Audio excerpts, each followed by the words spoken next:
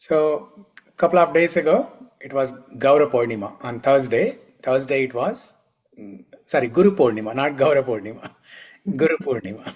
We are so used to saying Gaura Purnima, we have almost forgotten Guru Purnima. That's why we need to discuss. Sometimes we need to discuss little bit about Guru Purnima, the importance of Guru Purnima once in a while like this, at least on the day of Guru Purnima. And since we did not meet on the day of Guru Purnima, we can discuss for maybe for 5 minutes about Guru Purnima, the importance of it. Guru Purnima, also known as Vyasa Purnima. So it comes in the Ashada Masa. Why Vyasadeva has chosen to appear in the month of Ashada? Generally, in South India especially, I don't know North India, maybe Shyamkunda and Abhishek, they can verify. But in South India, it's considered that Ashada Masa is not good for any auspicious celebrations like marriages, housewarming, these things. Is that true in North India also? North in India, it started with Ekadashi, the last Ekadashi which went where it Shayan Ekadashi started. And then so all the auspicious activities started at the Dev Uthni Ekadashi. Yeah. So somebody asked Vyasadeva, I don't know whether it was Brahma or Narada or somebody asked, not Narada, it was somebody Brahma or one of the Devatas asked Vyasadeva, why did you choose Ashada month to appear? Vyasadeva said, if I come before Ashada, people are so busy with Veg Fest, people are so busy with Amarendra Prabhu's classes, people are so busy with Gauranga Darshan Prabhu's classes, people are so busy with this class, that class, people are so busy with so many things. That's why I have decided Ashada month, this is the time when children will have summer holidays and people will not do many auspicious celebrations in this month. That's why I have chosen this month to appear and write all the Vedas so that people will have some time to read Vedas. I mean, I said it in a joking way, but that's what Vyasadeva replied actually, saying that people will have ample time during this month when there are no celebrations, no gatherings, people are not so busy, they are a little bit relaxed so that they can spend time on Shastra Patanam. Patanam, Patanam, Shravanam, Kirtanam, Smaranam, Vandanam, Mananam, Smaranam. So these are the different steps in Shastra Swadhyaya. Swadhyaya means self-study.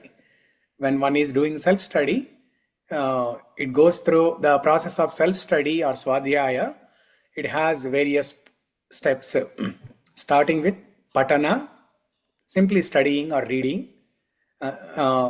Patana is analytical study. You study with an analytical mind. You try to understand what's the deeper meaning of that sentence, that paragraph. When you are reading a purport of Prabhupada, first you do Patana, simple reading. It's a dry reading. You just read the English sentences. And then next level is Patana. Patana is you study scrutinizingly. Okay, understand the in-depth meaning or the deeper meaning of that purport. Patanam, Patanam, Mananam. Mananam is remembering what you have read. Patanam, Patanam, Mananam, Shravanam, you hear. Kirtanam, you also say, you also speak what you have heard. Shravanam, Kirtanam, Smaranam. Finally, you remember what you have studied. You remember what you have read. You remember what you have heard. You remember what you yourself have spoken. So these are the different things. So Vyasadeva said, people will have time to do all these things during this month, Ashada month, when there are no celebrations happening. That's why I chose Ashada month. So Vyasadev is our first guru. Vyasadev is our first guru who has given us the Vedas. Vedas, the 4 Vedas and Srimad Bhagavatam. And also Mahabharatam. Mahabharatam is known as Panchama Vedam. Sometimes you will hear people saying that Bhagavatam is also Panchama Vedam. That's also true. So there are 4 Vedas, Yajurveda, Rigveda, Samaveda, Atharvana Veda. And then there are so many Puranas. We have Mahabharata and Ramayana, Itihasa Puranas. And then there is Srimad Bhagavatam, which is Amala Purana.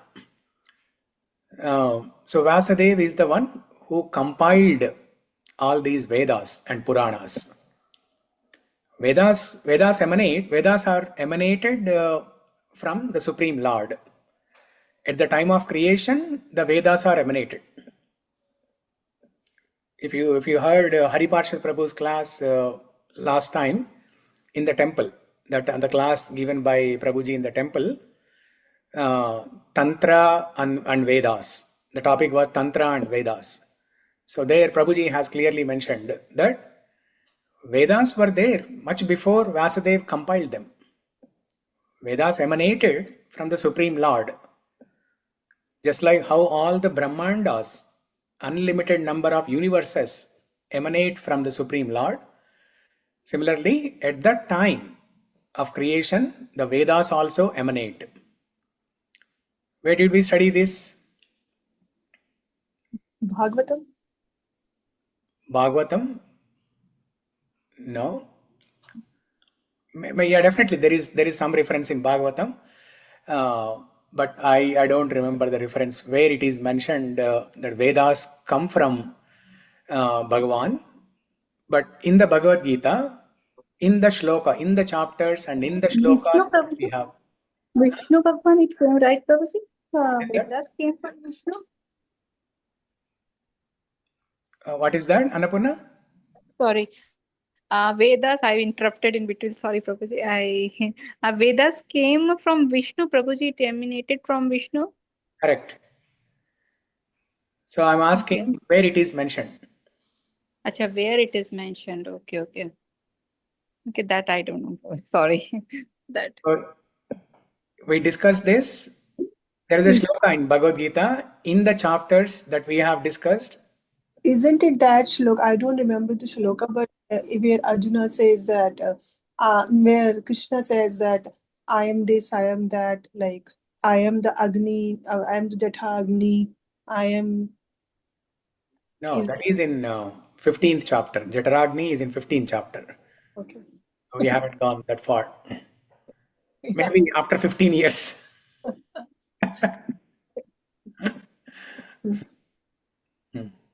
And then in the Vibhutis, I think I remember we haven't read it, but there he says like Vedasmi, like Rig Veda, right? No, that's 10th chapter. Yeah. 10th chapter, yeah. Yeah. Prabhuji, the second or third chapter. It is Samved, yeah. Huh? What, Abhishek? I said It it. is Samved, right? Vedasmi Samved, right? Yeah. Veda means all Vedas, all 4 Vedas. Deepa, what did you say? Oh no, I was saying it has to be the second or third chapter because I don't know fourth chapter. Yes, you're right. It's 3rd chapter. Third chapter, I thought so. I wasn't sure. But in the exam, you cannot write like this. Of course. That's why we are learning. You write all the answers and you tell the teacher, you pick whatever you like. It's the 3rd chapter. Annad bhavanti bhutani parjanyad anna sambhavaha yajñād bhavanti parjanyo yajña karma samudbhavaha. So this is the section where in 3rd chapter, 14. where Krishna describes the cycle of sacrifices. So he says, Annat bhavanti bhutani. All the living entities subsist, they survive on food grains. Parjanyat anna sambhavaha. How are food grains produced? By clouds, parjanya. And how are clouds formed? By the performance of yajnas. Yajnat bhavanti parjanyo. And how is yajna performed? Yajna produced? Yajna is produced by performance of prescribed duties, karma. Yajnat karma brahmodbhavam? No. Annad bhavanti bhutani parjanyad anna sambhavaha yajnad bhavanti bhutani yajna karma samudbhavaha. Yajna karma samudbhavaha. But how is karma produced? How is karma performed? How is work performed? How are the prescribed duties performed? That is mentioned in Vedas. Karma brahmodbhavam vidhi. Karma brahmodbhavam vidhi. Brahma means Veda. Here the word Brahma means Veda. Karma brahmodbhavam vidhi. And how are Vedas produced? No powers. How are Vedas produced? Vedas are produced by Supreme Lord. Karma brahmodbhavam vidhi brahmakshara samudbhavam.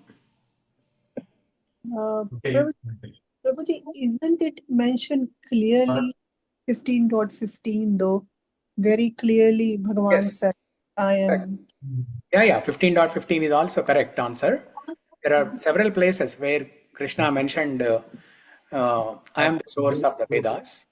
10th chapter, as Abhishek mentioned, and in 15th chapter, in Bhagavatam also there are some references. But in the sections that we discussed, third chapter is, there here clearly it is mentioned. Vedas are produced by Supreme Lord.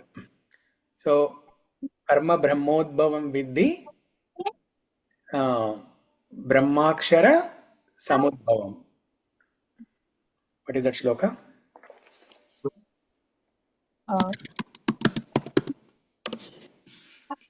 Not bhavanti bhutani. 14, 3.14. 3.14. 3.14. Yajna karma samudbhavaha. The next one. Yajnadavanti prajanyo. Karma brahmodbhavam vidhi brahmakshara samudbhavam. The next one. Tasmat sarvagatam brahma nityam yajne Akshara samudbhavam. That means, okay, let me mute this line. Okay.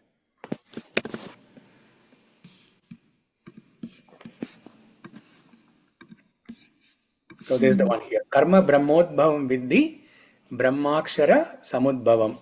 So this Brahma here is different from this Brahma. There are two Brahmas, but the meaning is different. This Brahma means Vedas. This Brahma means the Supreme Lord. Okay? Yeah, same word, but different meaning.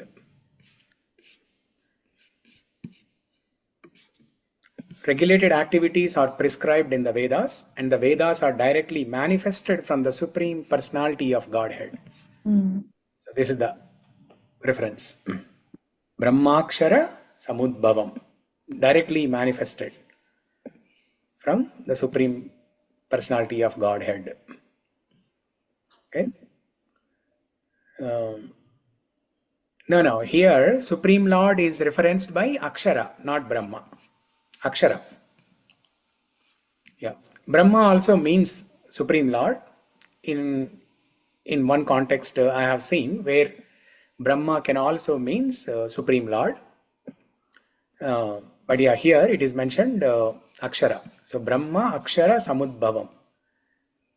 The Vedas, Brahma, are manifested by Akshara, Supreme Lord. Brahma Akshara Samudbhavam. Okay? So the The Vedas are emanated by Supreme Lord, and when the Vedas are emanated from the Supreme Lord, there were no divisions. Like this is Sama Veda, Rig Veda, Ajur Veda, Atharvana Veda. These are the Puranas. There was no division. They just emanated like that.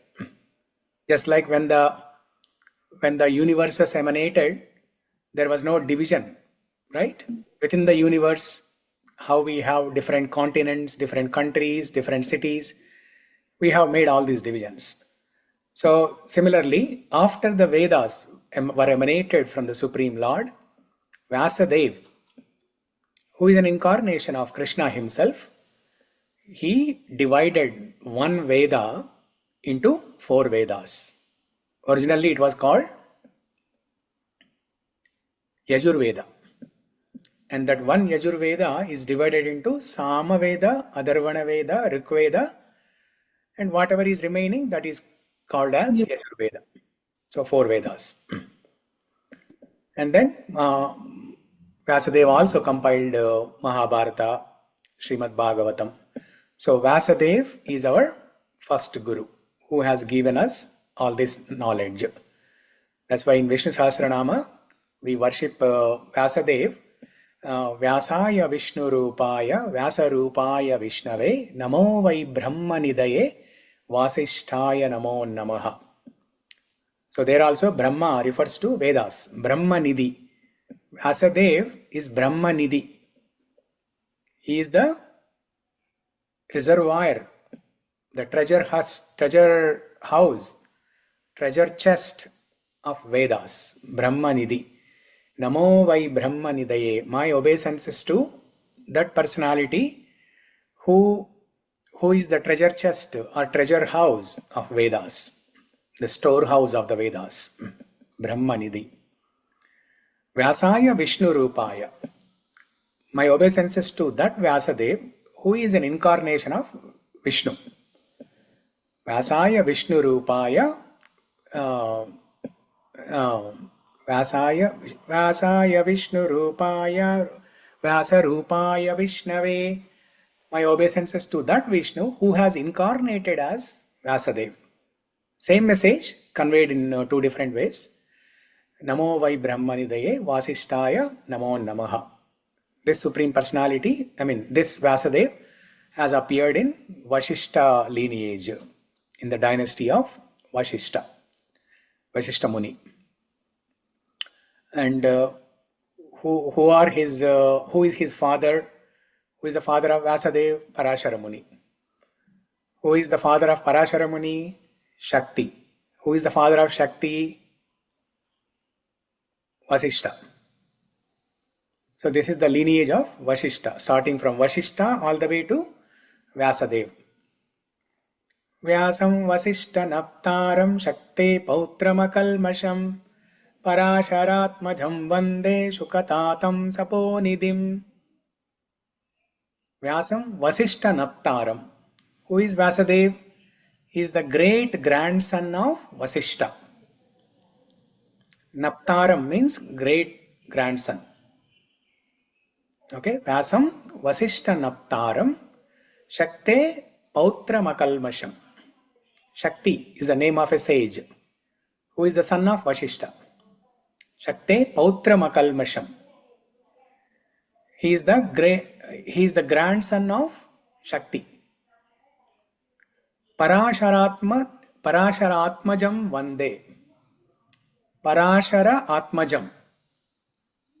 Vyasadeva is born of Parashara Muni. So Parashara Muni is the father of Vyasadeva. Parasharatmajam Vande Shukatatam Taponidhim. So Shakti was a granddad. Shakti Muni was a granddad. Yeah. And Vasishta was great grandfather. Vasishta was great grandfather. Yeah. And Shukatatam Taponidhi. So this Vyasadeva is the father of Shukadeva Goswami. Is the father of Shukadeva Goswami. So this Vyasadeva was born with the same color as that of Krishna, in a dark complexion. That's why he's also known as Krishna Dvaipayana. Krishna because of his dark color, and Dvaipayana because he was born on a island, Dvipa. Krishna Dvaipayana Vyasa. And because he has divided Vedas into 4 divisions, he is known as Vyasa. Vyasa means to divide. Vyasa means to divide. What he has divided? Vedas. That's why he is Veda Vyas. Krishna Dvaipayana Veda Vyas. So that's his history. So there are many gurus in our life. What is the popular mantra that we recite to take different names of gurus? Gurur Brahma, Gurur Vishnu, Gurur Devo Maheshwaraha, Guru Sakshat Parabrahma, Tasmai Shri Gurave Namaha. Gurur Brahma, Gurur Vishnu. Guru is none other than Brahma, the Chaturmukha Brahma. Gurur Vishnu. Guru is also equal to Vishnu, because Vasudev is an incarnation of Vishnu. And Brahma is also known as so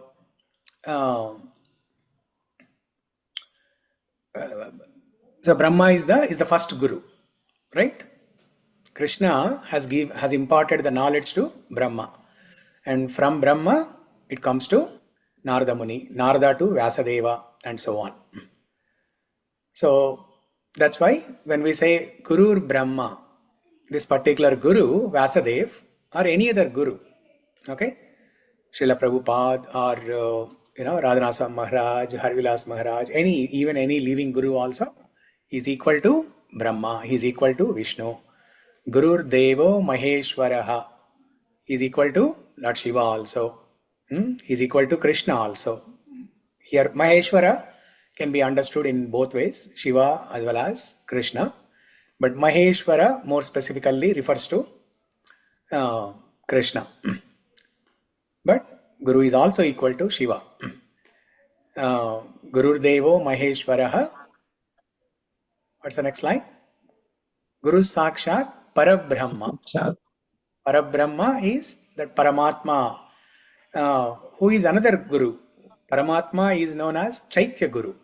Paramatma, who is living in every living entity, he is known as Chaitya Guru. He is the one who guides us every moment. Chaitya Guru. So, Guru Sakshat Parabrahma Tasmai Shri Gurave Namaha.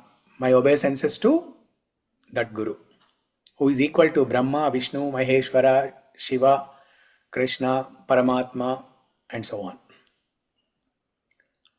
And then we have another popular shloka, right? Matru Devo Bhava, Pitru Devo Bhava, Acharya Devo Bhava, Atidhi Devo Bhava. Matru Devo Bhava. Mother is the first Guru, Prathama Guru. Mother is known as Prathama Guru. Why mother is known as Prathama Guru? Why not father? Because I think our relations start in the womb itself. No? No. Mother will only teach her the first letter, Prabhuji. Father can also teach. No, but mother is the one who teaches the most, like who spend the most time with the kid, and Not that's necessarily. Can I try? Yes.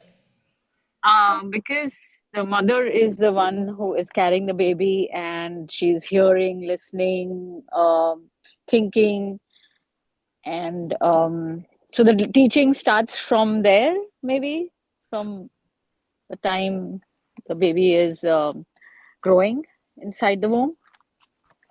Okay. These are all correct answers only, but the accurate answer is it is the mother who tells the child who is the father. Okay? The mother teaches everything. But the most important thing, why mother is called Prathama Guru more than the father, is mother is the one who introduces the father to the child. I mean, mother will not say like, okay, here you go, here is your father, meet your father. There is no formal statement saying that this is your father. It's not a formal thing like that, but mother will, will in a casual conversation, she will say, "Dekho, papaya, dekho, papaya." So in a casual, in a explicit way, in a implicit way, she will introduce the father to the child. That's an instruction. Okay. So last week, was it last week? Yeah, last week we discussed the story of this one boy who went to Gautama Rishi and he asked for initiation, Diksha, right? And then Gautama Rishi asked, who is your father? Satya Jabala. This boy's name is Satya Jabala. Satya Jabala goes to Gautama Rishi and asks for Diksha. And Gautama Rishi asks him, who is your father? Then he goes to his mother to ask, who is his father? So that's why, I mean, this is an important thing that we teach in our DYS classes also, right? Shabda Praman. There are 3 methods to acquire knowledge: Pratyaksha Praman, Anuman Praman, and Shabda Praman. And the example given in the DYS classes for Shabda Praman is when a mother tells a child who is the father. That's an example for Shabda Praman. The child does not question. Child does not ask anything. Simply accepts the authority of the mother and accepts the father. So that's why mother is the Prathama Guru. And then of course, father also. That's why it is said, Matru Devo Bhava first. Matru Devo Bhava, Pitru Devo Bhava, Acharya Devo Bhava, Atidhi Devo Bhava. So all these gurus, mother, father, a spiritual master, and a guest, they are to be worshipped. Because these are gurus, they are to be worshipped as God. Devo Bhava. Acharya Devo Bhava. Acharya is like Deva. Matru Devo Bhava. Matru Murti is like Deva. Pitru Devo Bhava. Father is like Deva. Atidhi, guest. You invite a guest and treat him like God. Prabhuji, one quick question. When am I coming to your home? Who's home, Prabhu? When are you inviting me to your home as a guest? You're always welcome to any of our home, Prabhu. Then it is not called Atidhi. You just surprise us, then it will call Atiti. Yes, that's Atidhi. Atidhi is that person who comes without any prior notice, without any prior message. He just shows up. So I'll just show up sometimes. Yes, Prabhu. Prabhuji, a quick question. Yeah. When you said like the child will never not question the mother, he will accept it as a father. Yeah. So like what makes him to accept the relationship? Well, it's like how he understands, like because of the relationship in the womb, Prabhuji? Yeah, that's correct. Because of the blood Okay. relation, and the child was with the mother for 9 months. That's the faith. Okay. Okay. Thank you, Professor. Yeah. Okay. And so the people that we mentioned right now, right? The father, mother, guru, guest, who is also considered as guru, equal to God. These are the great leaders in the society. They have great responsibility. If they do not have the ability to deliver a child, then they are not qualified to be a father, mother, guru, or a guest. Bhagavatam says this: Gurur na sasyat swajana na sasyat Pita na sasyat, janani na sasyat, daivam na tatsyan, na patischa sasyan, namochayedya samupeta mrityum. Guru na sasyat, swajana na sasyat. Swajana means their own people, their own children. Guru na sasyat, swajana na sasyat. Swajana means the child who is born of the mother. Swajana. Ja means birth. Swajana means a person who is born of that mother. Guru na sasyat, swajana na sasyat. If a mother cannot deliver a child, that mother is not qualified to become a mother. Pita na sasyat, janani na sasyat. If a father cannot deliver means not the delivery, not the labor delivery in the hospital, upliftment from the material world to spiritual world, raising a child as a Krishna conscious child. Pita na sasyat, janani na sasyat. So if a father cannot uplift a child, father cannot be qualified to have children, first of all. Okay? Yeah. Prabhuji, I heard the same. So 2 days back in Harivilas Maharaj Bhagavatam class, fifth canto, 5th chapter, 18 shlok, I guess. That we heard the same thing. It was like one who cannot deliver his dependent from the path of liberation, from the path of birth and death. Yes. Will become father, mother, or a husband, or a spouse. Same, exactly same. Yes. Yeah, that's the one from Bhagavatam. Yeah. Yeah. So, yeah, when you hear 2 times like this, it gets registered in your mind. Yeah. Yeah. So, yeah. So this is the reason hearing constantly, this process of Shravanam is very important, so that when you hear first time, you may not notice, you may not pay attention to it. But second time when you hear, third time when you hear from different people, it gets registered. Maharaj makes sure that it registered in our mind. Whole class he was focusing on this thing so much. Whole class he just discussed this. You can, if you can't help your kid, you're not supposed to be mother, father. So this was a shloka on Guru Purnima day? Yes. Thursday? Yes, but he doesn't know that day. Okay. We are at 5th canto. We are doing 5th chapter. So by chance, and then someone said later that Maharaj, coincidentally today is Guru Purnima. Oh wow, amazing. So, amazing class. only a guru can do like that. Not knowing, because generally we don't observe Guru Purnima in ISKCON, right? Yeah. So it's definitely possible with all the many things going on in Maharaj's mind. Definitely he may not remember Guru Purnima, but he chose Amazing. these words.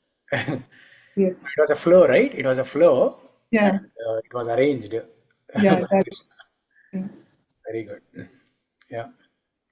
So Maharaj called me yesterday, and he said, "So Prabhu, I was at Bellevue Temple, and I met with a few devotees. They were all saying Bellevue Temple is flourishing very nicely. And then there was one person from Maple Valley, and he was asking me, can you open a temple in Maple Valley?" So Maharaj asked me to look for a place in Maple Valley now. Oh, Maple Valley. Yeah. Haribol. Haribol. And it was a serious conversation that Maharaj had with me. It was not like casual, right? When Maharaj, I can feel when Maharaj has serious intention, when Maharaj is starting a serious dialogue, I can figure out. I think who is taking class in Maple Valley, right? He is giving Gita classes there. Damodar Prasad Prabhu is giving. Damodar Prasad Prabhu, yeah. Okay. So, Okay. yeah. Nice. Yeah. Okay. So these are the 4 gurus that we have in our life. And then, we all know we have Shiksha Guru, Diksha Guru. Shiksha Guru is the one who gives instruction to us, Shastric knowledge. And then Diksha Guru is the one who gives the mantra Diksha. And then in Bhagavatam, in 11th canto in Uddhava Gita, there are 24 gurus that are mentioned. So we discussed this in the Mukundamala Stotra class that happens Monday to Friday every day. So those who are on that call, they already heard this. Annapurna, Shamala, they already know about this. So Prithvi Vayur Akasham Apognes Chandrama Ravi Kapoto Jagara Sindhu Patango Madhukrit Gaja Madhuha Harino Meena Pingala Kuraro Rubdaka Kumari Sarakrit Sarpa Urnadbi Supekshakrit. So these are the 24 gurus. So who tells this? A Brahmana, Avaduta Brahmana tells this to a king of Yadu dynasty. And this was later explained by Lord Krishna himself to Uddhava in Uddhava Gita. So this is in 11th canto of Srimad Bhagavatam. So Lord Krishna tells to Uddhava that once upon a time there was a Brahmana called Avaduta Brahmana in the Yadu dynasty. So one day the king Yadu, his name itself is Yadu. The king's name is Yadu. The king Yadu called this Avaduta Brahmana to the assembly. He offered great respects to him and asked, I see that you are always satisfied and peaceful. What's the reason? And then Avaduta Brahmana said, because I learned spiritual knowledge by observing 24 gurus in my life. And he gives a list of the 24 gurus. The 24 gurus are different entities that we see in the material world. Some of them are material objects, some of them are living people. Like there is a Pingala, prostitute. She is one of the gurus for this Avaduta Brahmana. And then there is a young lady, and then there is a woman. These are all gurus for this Avaduta Brahmana. Prithvi Vayur Akasham Apognis Chandrama Ravi. The Panchamaha Bhutas, earth, water, fire, air, ether, sun, moon, a bird, a serpent, an eagle, a python, okay, and a honeybee. Like that, he gives a list of 24 gurus, what he has learned from these 24 gurus. So that itself is a separate topic.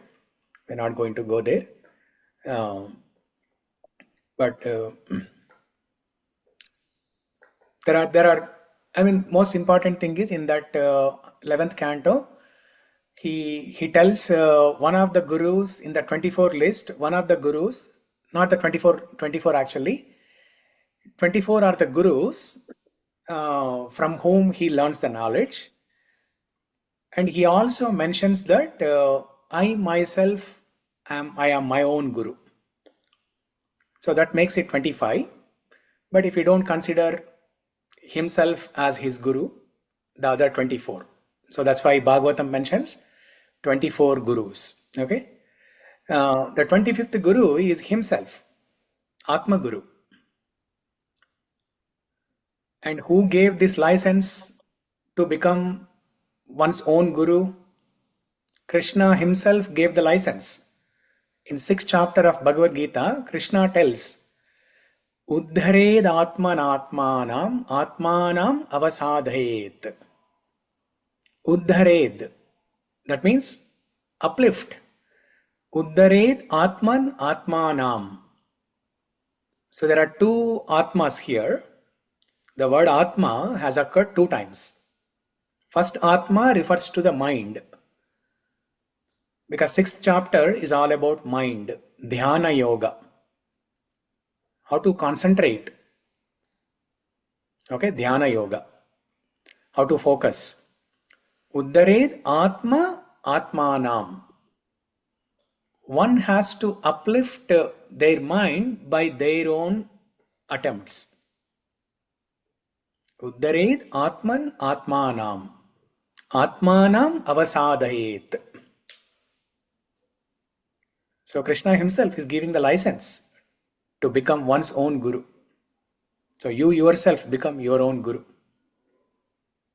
And how can you become your own guru by yourself?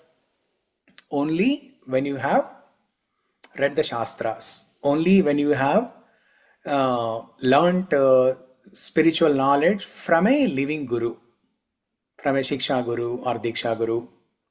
Then later on in your life, when you are going to a different place where you don't have any access to any other living gurus, then you yourself can become a guru. You have to uplift yourself. There's no mentor, there's no devotee association there. Let's say somebody goes to Somalia for work. Let's say after 10 years, Amazon opens an office in Somalia. People are ready to go there to take a job. So you may not have a devotee. In the initial days, you may not have a devotee. But later on, everybody will go. all It even the Telugus will go there first. it even applies to Maharaj also, right? So they Yes. have become their own guru now. Yes. Whom they Yeah. So Prabhu, when so we say like you are giving examples like there were 24 or like whomever we learn something from, right? They can be treated as gurus, right? Yes. So, but isn't there another definition like where a guru has to be qualified as well, right? There is a qualification criteria also. Yeah. Yeah, So it meets all the criteria. For example, so when you talk about Pingla or the young girl or somebody like that, right? Are they qualified? yeah. So Pingala, after you know, she was introspective and she became a devotee. Then she changed completely. She became a devotee. So Then the story of shouldn't the guru be like the changed version of Pingla, or why Pingla is the guru? Or like the young girl also, you are saying gave the example, right? There was a young lady yeah, who was served as a guru. Was yeah, she qualified? yeah. So young from a young girl. So I don't know exactly about the young girl. What we learn from a young girl. Uh, so let me open this shloka. Yeah, because I understand like we learn so many things. Like we learn the do's and the don'ts also sometimes from somebody. Yeah, But if we are learning a don't from someone, can yeah, they be termed as guru? yeah. Because they themselves are not qualified, like, right? That's why we are learning the don'ts from them. No, Pingala definitely qualifies because she was completely transformed. Young girl illustrates how the removal of unnecessary social obligations and focus on simplicity can bring peace.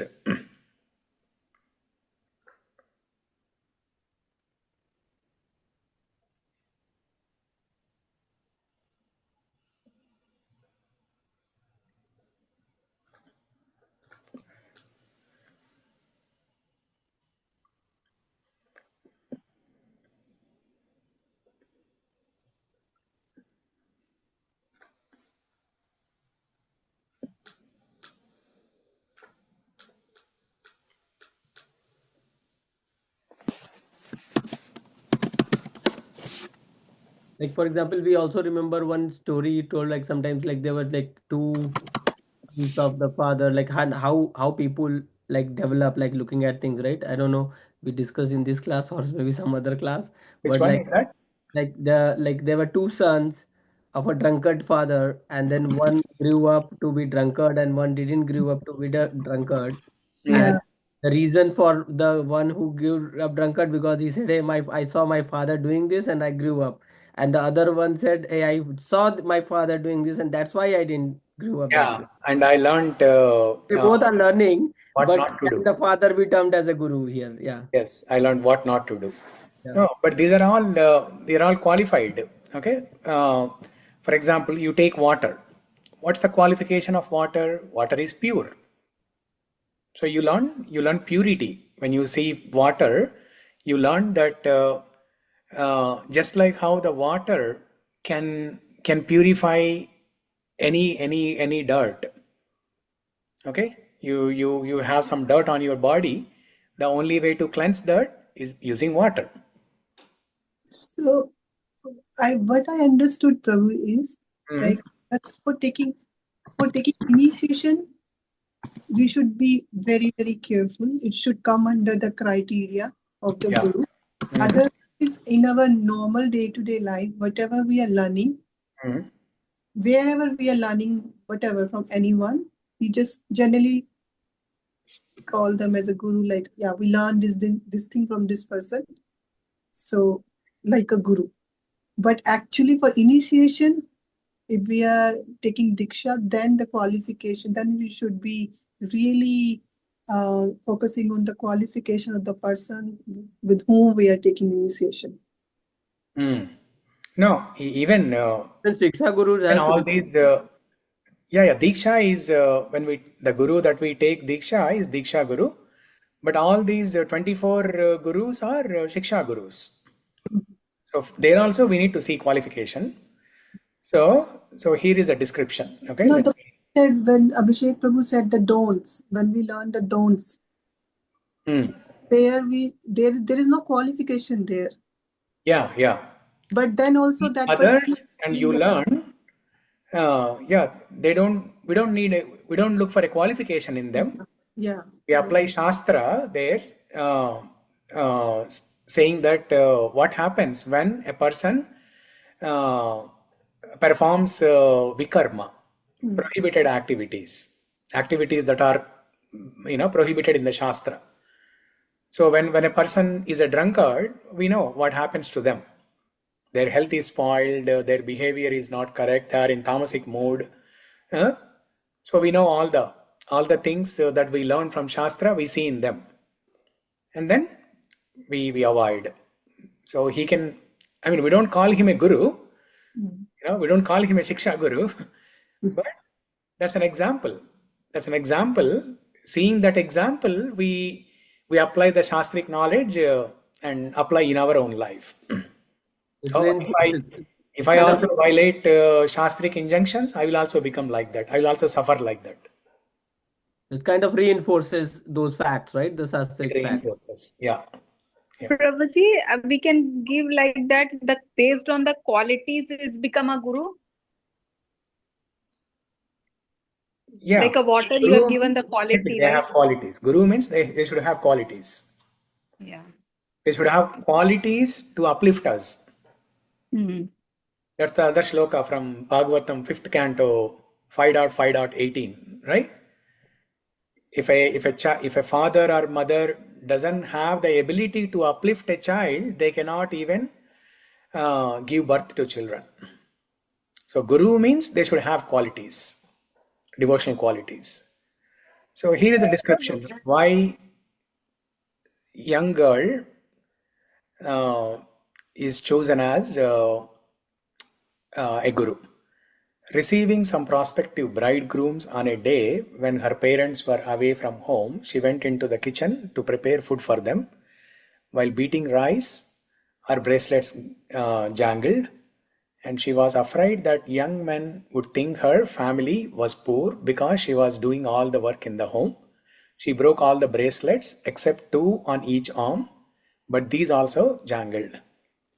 She then removed one from each arm, leaving only one on each arm. Thereafter, she worked in silence. So, when many people live together, there will be clashing of interest and fighting. It is better to live alone. See, this is the lesson from the young girl. She's not referring, I mean, Avadhuta Brahmana is not referring to every young girl in the society, right? But there is a story in that 11th canto, in the Avadhuta Brahmana's life. There was a young girl. When Avadhuta Brahmana observed this young girl, what lesson he learnt from her? So the bangles, many bangles on each arm represent when many people are living together, obviously there will be conflicts. What to speak of many people, just wife and husband living together. There is a noise. Here, Prabhu, I understand like here because the young girl's acts actually manifested and then the learning came out. So that's why she is still termed as a guru, right? Because her act was what led to that understanding, right? Her act. Yeah. So the way she managed the situation, okay? Because she cannot change the situation, but how she managed, how she adjusted to that situation,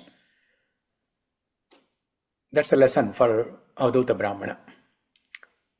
So she, instead of changing people, what she did, she chose to leave alone. I mean, we cannot leave alone, but the lesson that we need to learn is we need to choose who we want to associate with. Even if there is one person that we want to associate with, that's enough. If there is one person who we can connect to, who we can hear Krishna Katha from, one person is enough. Devotee association means you don't have to associate with 1,000 people. Even if there is one person, yes. Because especially the example that is given here, the bangle example, you will see this happening all the time in a devotee association when there are hundreds and 200s of people. But when there is a close-knit circle, close-knit association, group of devotees, then the noise is less. So, okay, so like that, every element here, earth, water, fire, air, ether, the snake, spider, these are all gurus. This is a beautiful Prabhuji, story. and to clarify one thing, like I said, I not said, like quality, based on the quality, the guru will be created, right? So that quality will be coming from the knowledge, Prabhuji? Yes. Okay. Yeah. Thank you, Prabhuji. Thank you. Yeah. So Jnana Prabhu, deepena bhashvate. Jnana deepa. So when a guru has knowledge, that knowledge will shine like a deepa. Jnana deepena bhashvate. So how that knowledge will shine like a lamp in the form of qualities. The knowledge will shine in the form of qualities. Yes. So Prabhu, like maybe I'm trying to summarize my understanding and correct me if like so in case of this girl there was a situation which was negative but her act was positive and that's why she is treated as a guru. But Yes. in the other case where the drunkard father case, right, the situation is negative, there is no positive act, but Yeah. that is like his self realization. So maybe the father cannot be treated as guru because there is no positive act from there, right? Where we are learning. Yes. Yeah. Yeah. Yeah. So Prabhuji, I have a question as well. yeah. No. One So, second. yeah. Abhishek, one Ask your question. clarification there. See, there is a positive point in the drunkard example. It's favorable to us. The lesson or point that we are taking from the drunkard, it's positive for us. It's favorable to us. But still, we cannot accept the drunkard as a guru Guru. because of disqualification. Yeah, and there is no positive act from there. Like say if we see somebody pathetic and we don't want to be pathetic, but we are learning means it's our understanding rather than they are teaching something, right? So they cannot be treated as guru. But in situation when they are pathetic, but they do something which Hmm. makes us feel like, hey, if you are in pathetic situation, you do something like that, then definitely there is a positive learning and they can be treated as guru, right? That's what my understanding. No, two things. Guru means they should have all good qualities, and whatever we learn from them, it should be favorable to us. Okay, favorable to our bhakti. These are the two things. In the case of a young girl, these two things are met. She has, the good qualities, and whatever we are learning from her is favorable to our bhakti. Okay. Whereas drunkard example, whatever we are learning from the drunkard is favorable to our bhakti, but he doesn't have the qualification. He doesn't have the good qualities. That's why he's not a guru. Yeah. Yes, Deepa. So, Prabhuji, the same would apply, I believe you did say that, to devotees as well, right? Quality. Yes. Yeah. Yeah. Any person. Drunkard is just one example that we are taking, but it can be any person. It can be any person. Any person you want to consider them as your guru, they should meet these two qualifications. They should have good qualities, and whatever we are learning from them should be favorable to our bhakti. Thank you, Prabhuji. Yeah. Okay. So now let's come back to our actual discussion. 4.14. So today we'll not recite the shlokas because we already spent an hour discussing about Guru, importance of Guru in our life.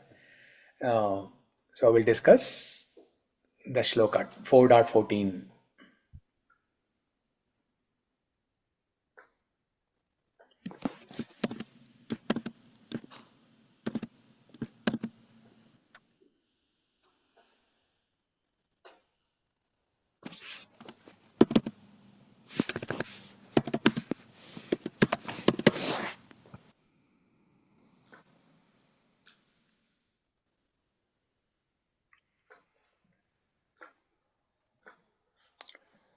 Okay, 4.14. Shri Bhagavanuvacha Bhagavanuvacha Namam karmāṇi limpanti name karma-phale spṛhā Namam Namam karmāṇi limpanti name karma-phale iti mam yo vijānāti karmabhir na sa badhyate. iti mam yo bhijānāti karmabhir na sa badhyate.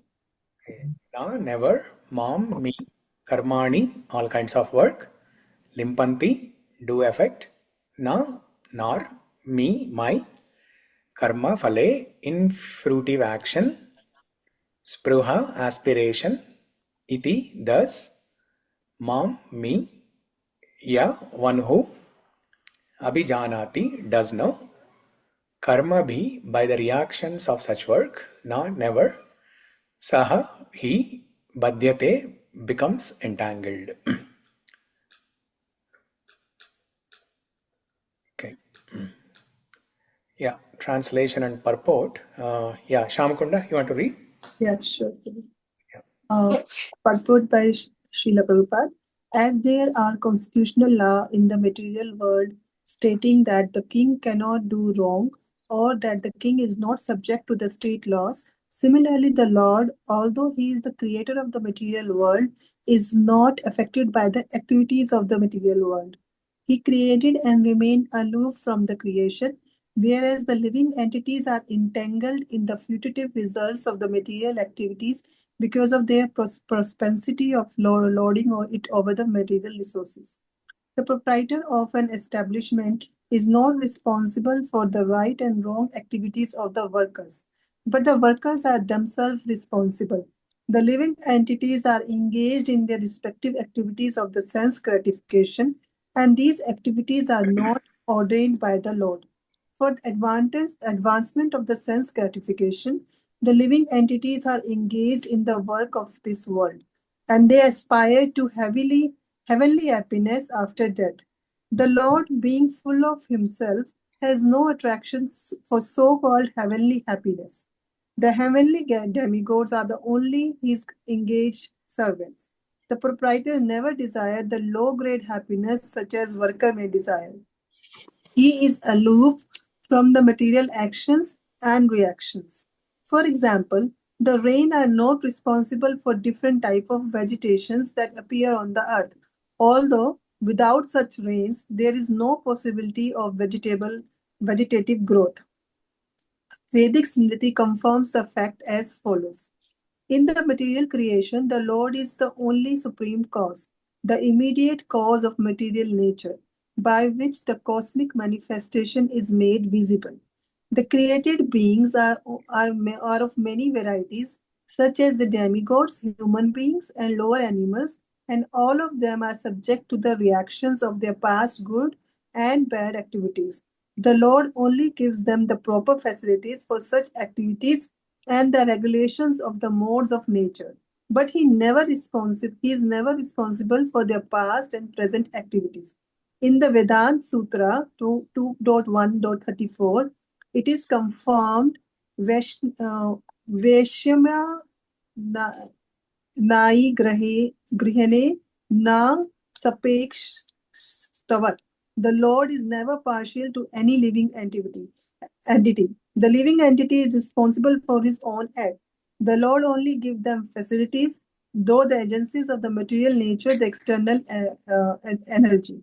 Although who is fully conversant with all his intricacies of this law of karma or fruitive activities, does not become affected by the result of his activities.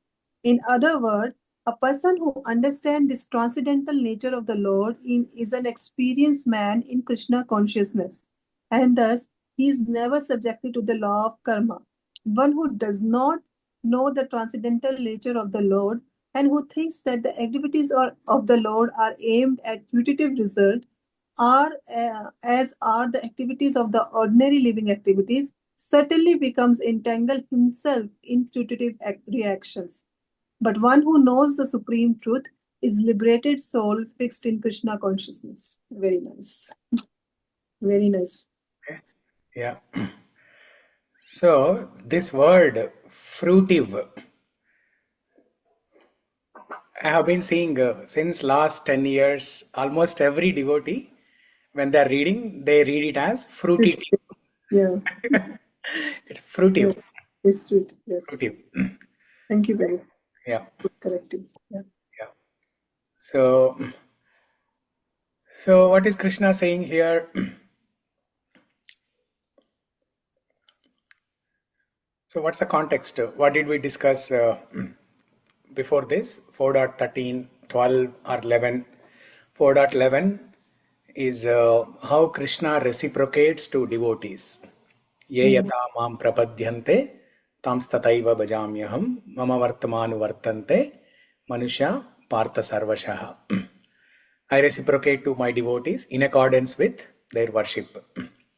If somebody worships a demigod, Krishna will reciprocate through the demigods. If somebody worships Paramatma or Brahman or Bhagavan, Krishna reciprocates accordingly.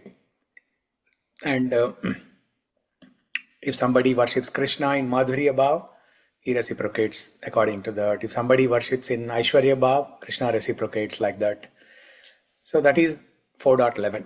Okay. 4.12 is about demigods. Kankshanta karmanam siddhim yajanta iha devata kshipram bhavati no Kankshanta karmanam siddhim yajanta iha devata. So Krishna says Kankshanta. If somebody has material desires and they worship a demigod, then Krishna facilitates that. Krishna facilitates that so that their faith can become stronger. And their faith can become stronger. If Krishna does not facilitate that, what will happen? They will lose faith on everything completely. They'll lose on religion. They'll lose faith on God. They'll lose faith on any higher authority. They'll become complete atheist. That's why, just to build some faith, Krishna facilitates giving some material benefits when they worship demigods. Kankshanta karmanam siddhim. That is 4.12. 4.13, what did we discuss? One about 4 ones. Chaturvarnyam maya shrishtam. Okay, the 4 varnas. And now in 4.14, Krishna is telling, even though I have created this system of 4 varnas, Brahmana, Kshatriya, Vaishya, Shudra, even though I am the creator of this, but I am not obligated to work in any of these 4 varnas. Namam karmāṇi limpanti, name karma-phale spṛhā, itimam yo bhijānāti, karmabhir nasa badhyate. So, there is no work that is to be performed by me, and I am not obligated to perform any work. So why is Krishna saying this?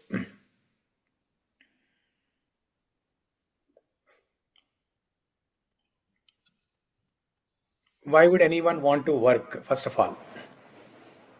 Because of achieving something, desires, living. Yeah, because they have a desire. Very good.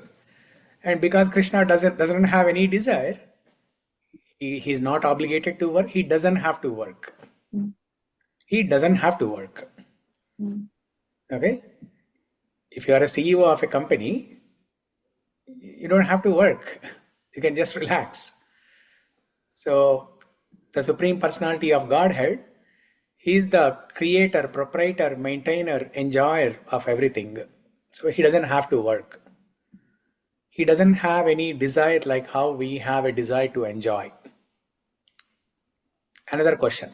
Why? Why He doesn't have a desire Because like how we have? Because he's satisfied. Because he's satisfied with himself. He is satisfied within. Very good. Yeah. Today Shamakunda is giving all enlightening answers. The purport I just read has all the answers of your question. Yeah. Good. So he is self-satisfied. He is Atma Rama. You all heard this word, right? Atma Rama. Atma Aram. So Krishna's Atma is Aram, is peaceful.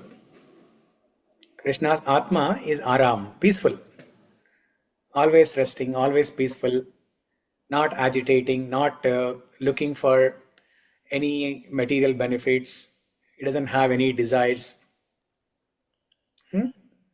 This Atma Rama is one of the biggest topics in the Vedic literature.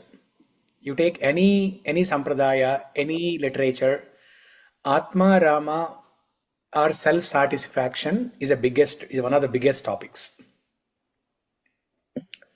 Kunti Maharani tells in her Kunti prayers, Namo akinchana vittaya nivritta gunavrittaye Atma Ramaya Shantaya Kaivalyapataye Namaha. Namo Akinchana Vittaya. O Krishna, you are the property of the poor.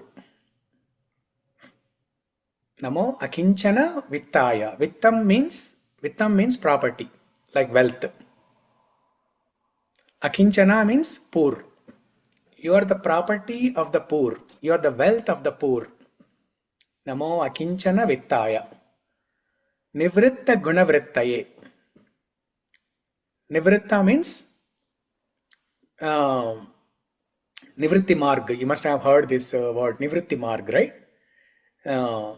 I clearly used to remember there used to be one person who comes to the temple. He's an artificial renunciant. Okay, he's a young person. He's in his mid 40s or 50s. So I used to ask him, what do you do for work? He said, Nivritti Marg. Nivritti Marg is renunciation. Okay? Nivritta gunavrittaye means, here in Kunti Maharani shloka, Nivritta gunavrittaye means you have renounced everything. Oh Krishna, you have renounced everything. You are the property of the poor and you have renounced everything. That means you don't need to work. You don't need to work, or you don't work. You're not obligated to work. But still, Atma Ramaya Shantaya. The next line. But still you are self-satisfied and you are Shanta. Shantakaram. You are peaceful. Atma Ramaya Shantaya Kaivalya Pataye Namaha. You are the master of the impersonalists. It's a different topic in the Prabhuji, one quick question. Like here, Atma Rama saying, kada. So, what does it mean? Rama means like here God itself, Prabhuji? So the word Rama means Blissful. reservoir of pleasure or happiness. Okay. So it means Lord the same Ramachandra, thing. right? Lord Ramachandra. Hmm. The word Rama means the reservoir of pleasure or happiness. Krishna means all attractive. Similarly, Rama means the reservoir of happiness. So here, Atma Rama means the reservoir of happiness is within him. It can be Krishna, Rama, Vishnu, Narayana, anybody. Supreme God. Supreme God is always Atma Rama. The happiness is within him. Yeah, good. You brought up a good point so that we can understand this more clearly now.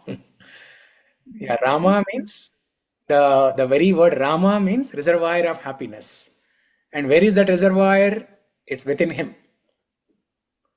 So this is just a thought came, Prabhu.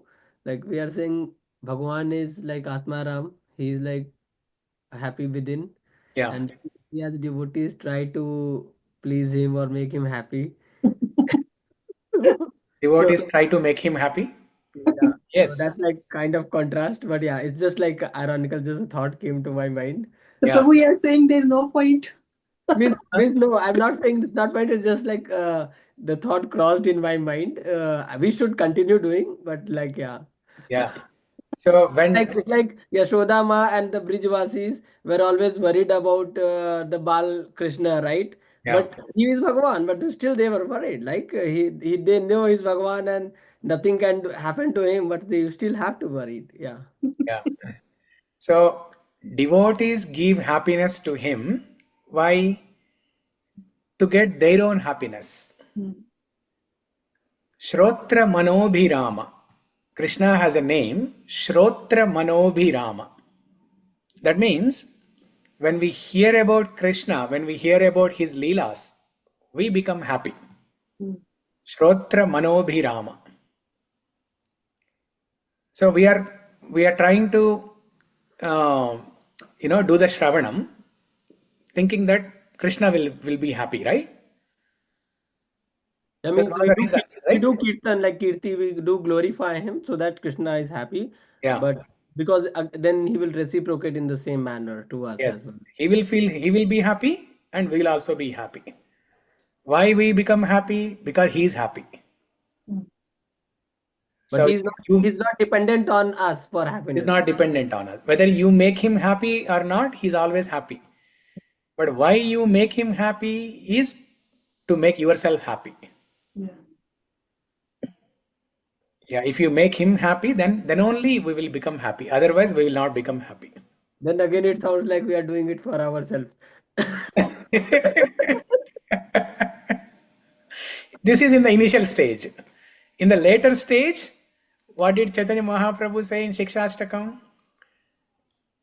Ashlishyavapadharatapi nastu mam adharshanam ma karma marma karotu va. Adarshanam means you don't even need to give me darshan. You can reject me. You can reject me. I'm serving you with love and devotion. I'm chanting your holy names with love and devotion. Now it is up to you. whether you accept me, reject me, or you kick me. This is the words Chaitanya Mahaprabhu uses in that shloka. Then it becomes our nature. Then it's not like we want to do it for something. It just becomes our second nature, right? By default. Yeah. No, Krishna's happiness becomes our goal, our primary goal, our one and only one goal. Krishna's happiness becomes our one-pointed attention. The Vyavasayatmika Buddhi is Krishna's happiness. But that's the question, Prabhu. Here one can ask, hey, you are saying Krishna is always happy. Yeah. Why are you worried about his happiness? Like why you are worried, like saying, hey, my goal is to make him happy. It's Yeah. like artificially we are trying to do something which is Yeah. not required, right? It is not required. See, for example, when a father brings a the Parle G biscuit packet to home huh, and gives it to the child is 2 years old. What will the child do? The child will take that biscuit packet and child will give one biscuit to the father, and the father feels so happy. Now, can the father buy that biscuit packet? He's the one who brought it for the child. He can buy hundreds of packets like that. So his happiness is not dependent on this, but still, when the child gives one biscuit out of that whole biscuit packet, the father feels happy. And I also think, Prabhu, all the effort is also for getting his little attention toward us, that we want to come. So that's the main thing. It's make him happy so that he can give his little attention to us as well. But that doesn't end, Mataji, here, right? Like even if we go there, the goal remains same, right? Goal remains same. Yes. So it's not like, hey, we just want to go there, that's why we want to make him happy. No. Yeah, No, that's not our goal. that's not our goal. Our goal is to serve him. Serve him. Yeah, that's the goal. And to serve him, we need some qualification to serve him. So whatever we are doing is to become qualified to serve him in any way. Isn't it that, Prabhu? Yeah, means I understand, and I'm totally convinced as well within. But when you read the statement, it's like kind of like puzzles you in terms of like, hey, you are trying to do something like, and it stands for anything, right? Because God is like with all the opulences, so like nothing can be. Then you say, hey, no, he doesn't need anything, like our attention, our prayers, our making him pleasing, nothing, because he's all like self-fulfilled, right? But No, Prabhu, like, isn't it like our parents? They don't want anything from us. They are always happy. They are always well. means at least I will say there is a subtle difference, and maybe it's because it's just a what you say, an example. But our parents still need our love, right? Like, hey, they are not like happy if we leave them, they will be sad. But if we leave God, God will not be sad. Yeah. He will not be sad. That's true. Yeah. So there is the difference is God will not be sad, and God's happiness is not dependent on our efforts. God's happiness is not dependent on our seva to him. After all, what seva can we do to him? Huh? He's raso vaisaha. So he's the reservoir of all happiness, and he's full of all rasas. Raso vaisaha. He doesn't need anything from us. But if we don't serve him, then we are not happy, right? If we don't serve God, we will serve dog. And we will be subject to the material distress. And that brings anxiety to Krishna. That brings anxiety to Krishna. That is the reason. He worries about us rather than himself. He worries. Yeah, it's about us. But Prabhu, in some Bhagavatam class or journey of a sadhaka class somewhere, I heard that God is more anxious than us Yes. to bring us back to him. He's more is than us. So we Yeah. must make an effort. Yes. So isn't that the point here? That why we are doing what we are doing? Yeah. To make to make Krishna happy, we have to deliver. We have to uplift ourselves. In the initial days, when somebody asks, "Why did you join ISKCON?" You'll say, "Okay, I feel peaceful by chanting. I feel peaceful." And after a few years, you will say, uh, "I want to serve God." Okay, I want to serve God, but you still have a goal of getting liberated and going to spiritual world. And few years later, the same question is asked: Why are you practicing bhakti?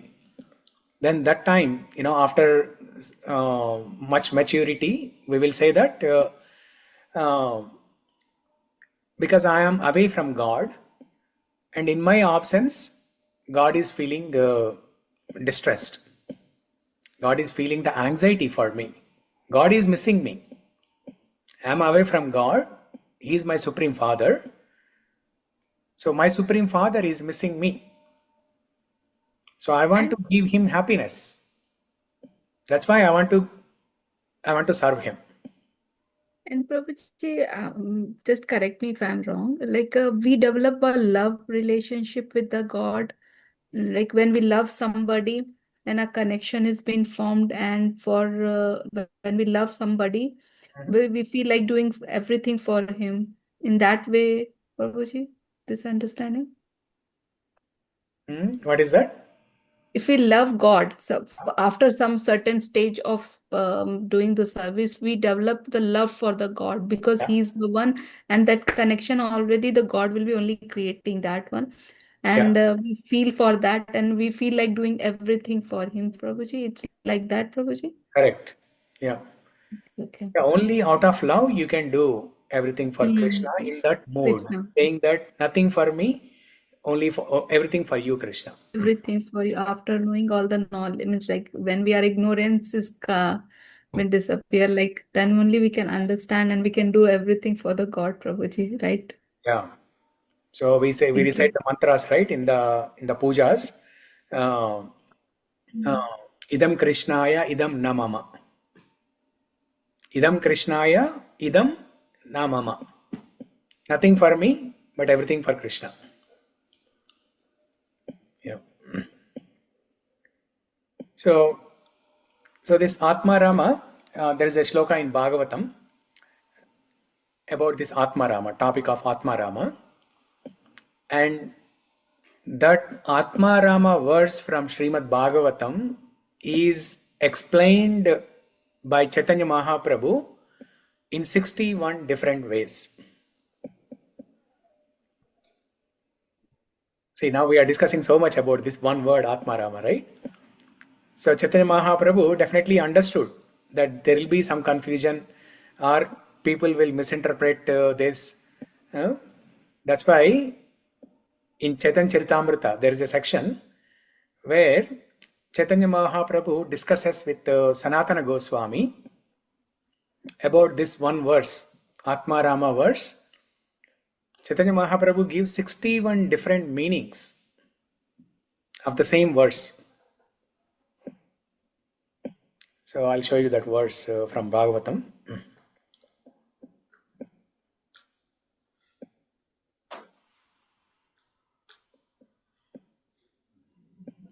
Even Prabhu, Sukadev Goswami has been termed, right, in Bhagavatam as Atmaram. Even Sukadev Goswami.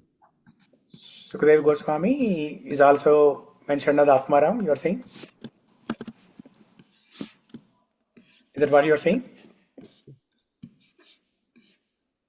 Because I think because when he came out, right, the context was like when he came out from like got birth from her mother, right? He just left the forest, and Yeah. he didn't wanted anything from this material world, and he just went. And then even Vyasdev was anxious, like, hey, why he's leaving?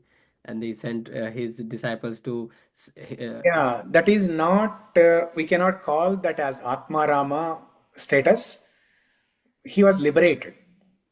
But the term was used as Atmaram in that, like because he was like, even the context was, even there were some girls like taking bath in some river, and they covered themselves when Vyasdev passed, but they didn't even cover themselves when Sukadev Goswami passed from there. He was so pure and like so in self. He Yeah, he doesn't was liberated. anything, yeah, anything from this world, yeah. Yeah, he so he was liberated, but we cannot call him Atma Rama. Atma Rama is only reserved for Supreme Lord. Yeah. So, but you are saying this word Atma Rama was used in that shloka. Yeah, it is used for Sukadev Goswami. In that shloka, it is used. Yeah, I can maybe try to look. Okay, try to find that shloka. Meanwhile, I'll show you this shloka here.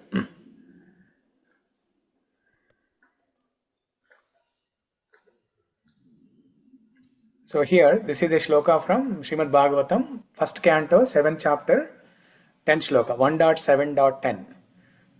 Sutta Goswami saying this.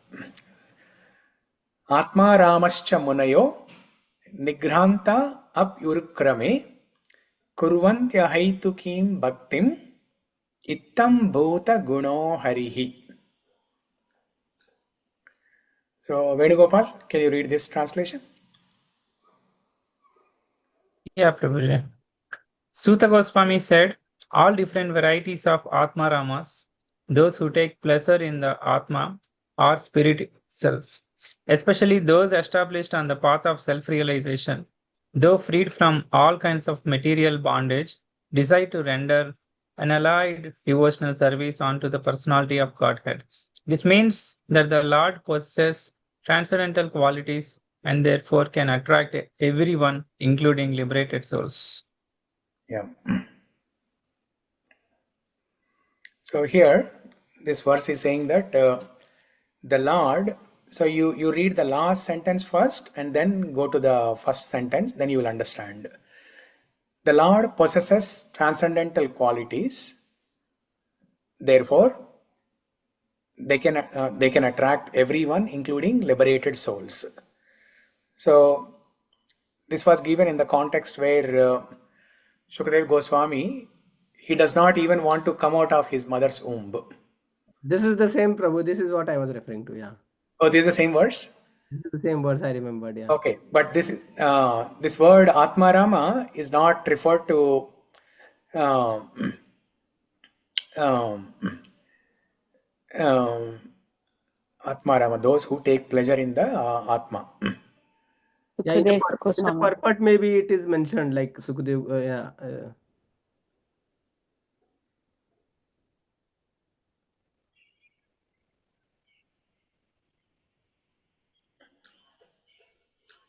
Maybe I think now I remember exactly, like so it is not exactly Atmarama. He was close to Atmarama, and why he was saying it was so liberated and pure, but still he was attracted to the Bhagavatam slokas. So I think in reference to, like, Bhagavatam is can even attract such Paramhansas, like such liberated souls Liberated souls. who are not attracted to anything else, but Bhagavatam can attract those as well. Yeah. Yeah, so for those of you who don't know this story, so Shukadeva Goswami, who is known as Shuka Brahma, he is the one who spoke Srimad Bhagavatam. So the history or birth of Shukadeva Goswami was like this. Before he was born, when he was in his mother's womb, he doesn't even want to come out. Because he thought if he comes out, he will get entangled in the worldly duties, this birth, death, old age, life cycle. So he did not want to come out of the womb. Then Krishna intervenes. Then Krishna intervenes. So finally, Shukadeva Goswami comes. Okay, with Krishna's intervention, Shukadeva Goswami comes out of the mother's womb. But soon after that, he starts going into the forest. And then his father Vasadev, he starts calling out to Sukadeva Goswami, Putra, Putra, but he doesn't come. You know, he doesn't even pay attention to his father's calling. He keeps going. Then Vyasadeva, he starts reciting a shloka from Bhagavatam that describes Krishna's beauty. Barha pīdam natavaravapu karnayor karnikaram vibhradvasa kanakakapisham vaijayantincha malam randhran venuradara sudaya purayan gopavrindai Vrindaranyam swapadaramanam pravishad gita kirtihi. So this is a shloka from Srimad Bhagavatam itself that describes Krishna's beauty. Barha pīdam natavara vapum. Barha pīdam means Krishna is always wearing peacock feather. Barha means peacock feather. Apidam means wearing. Barha pidam natavara. Natavara means, nata means dance. Natana, natyam is dance. Natavara. Vara means the best. Natavara means the best actor or best dancer, you can say. Krishna is both. He's the best actor and best dancer both. During Kalinga Nartana, he proved that he is best dancer. And during butter stealing activities, he proved that he is the best actor. So Krishna is both Natavara and Natyavara. Okay? Natavara Vapu. Vapu means his body. His body is like that of a best dancer. Tribhanga form, right? Bending in three places. Natavara Vapu. Karnayor karnikaram. Krishna wears karnika flowers on his ears. Karnayor karnikaram. Vibhrat vasa. Vibhrat vasa means the lightening yellow cloth. Vasa means cloth. Vibhrat means like lightening, bright. Vibhrat vasa kanaka kapisham Vaijayantincha malam. He always wears Vaijayanti mala. Randhran venur adara sudaya. Randhran venur adara sudaya purayan gopa vrindai. The gopa vrinda. Gopa vrinda means the gopa boys in Vrindavan. They are playing flute to welcome Krishna. Generally, Krishna plays flute, right? But here, the gopa boys are playing flute to invite Krishna, to welcome Krishna. So this was the introduction of Krishna when Krishna was entering Vrindavan. So how the Gopa boys welcomed Krishna. Randhran venur adara sudaya purayan gopa vrindai vrindaranyam swapada ramanam pravishad gita kirtihi. So as soon as Vyasadeva started reciting this shloka, Shukadeva Goswami comes back because he's attracted. He's attracted to hearing Krishna's qualities, Krishna's beauty. So that's what it says here. The Lord possesses transcendental qualities and therefore can attract everyone, including liberated souls. Okay? So now coming back to our shloka here, right? The 4.14. When Krishna says, Namam karmāṇi limpanti name karma-phale spṛhā itimam yo bhijānāti karmabhir na badhyate. What is Krishna saying? There is no work that affects me, nor do I aspire for any fruits of action. One who understands this truth about me also does not become entangled in the fruitive reactions of work. So there are two things that Krishna is telling us. One is, we should also become Atma Rama like Krishna. That means we should also become like self-satisfied like Krishna. We should also become self-satisfied like Krishna. Be satisfied with what you have. Don't hanker for material objects. Don't hanker for accumulating lot of wealth, lot of name and fame, lot of power, prestige in the society. Don't hanker for these things. So this is a lesson we discussed the other day in the evening class, where the Avaduta Brahmana considers air as one of the 24 gurus. How the air becomes a guru? What's the lesson we need to learn from air? There is air within us, and there is air outside us. But what gives satisfaction to us is the air within us. The pranavayu that is within us is the only air that gives satisfaction to us. There may be so much air outside, but what is there within us is the one that gives us satisfaction. So we should be satisfied like that. That is what Krishna's instruction. Become Atma Rama. Come to a stage where you don't need to work. You are not obligated to work. That means you should be happy even without working also. Okay? You should be happy without working also. And Prabhuji, I feel like you should not be satisfied with the service of the Lord. When it comes to the service, yes. Service, When it comes to service, we should service not give up. never be satisfied. Yeah, that It's like work we every should not time give it up. be like curious to be doing every time. Yeah, we should be doing more and more service. More and more it will.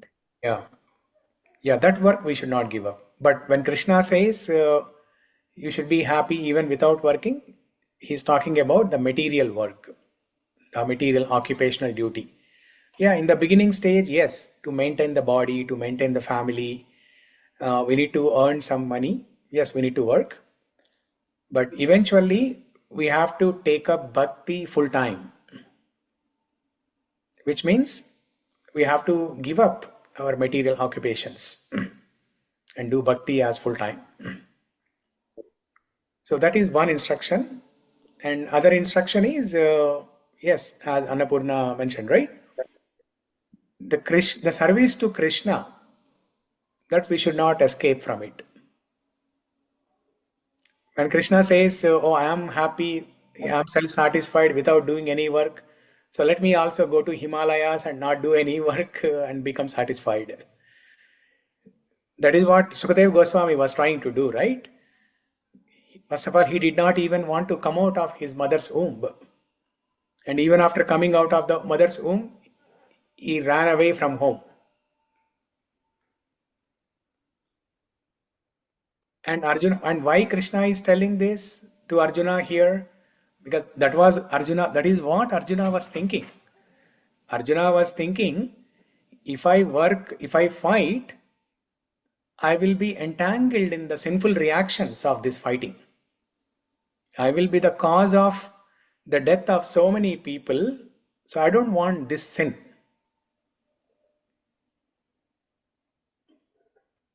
That's why Krishna is giving this instruction, saying that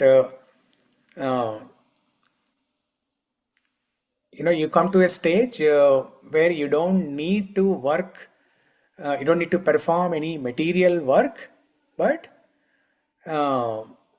even if you have to perform your material work, perform it as a service to me.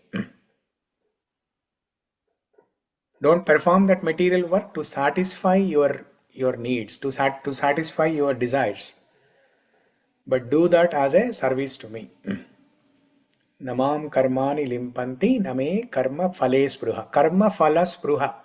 This is the important word in this shloka.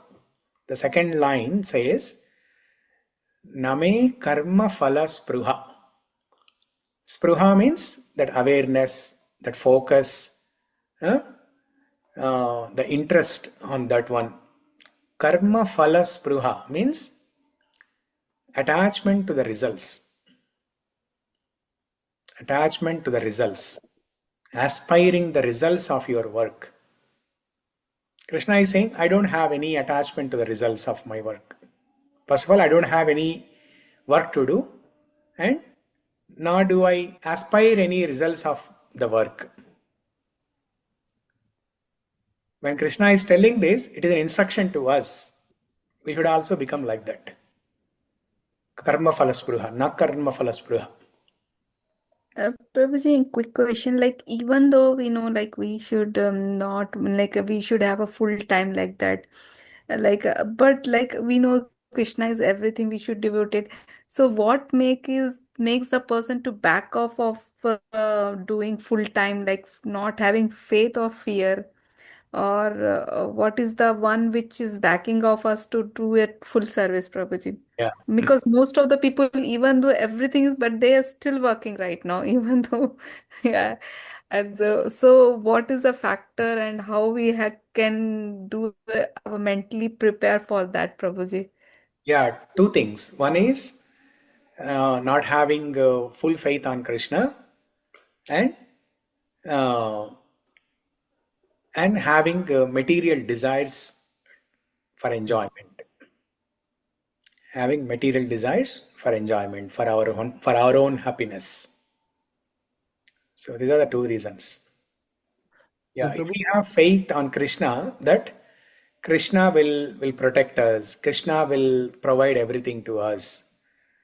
Even if we don't do any work, Krishna will provide everything to us. We don't have that faith. Faith, yes, Prabhuji. Yeah. Thank you, Prabhuji. Prabhu, you also said like like for Arjuna, say, right? Like Krishna told him like to fight in Yeah. this context, and he has to do. It's like maybe seems to be like material action, right? Like fighting, but it's in favor of like whatever Krishna is asking him to Yeah. do.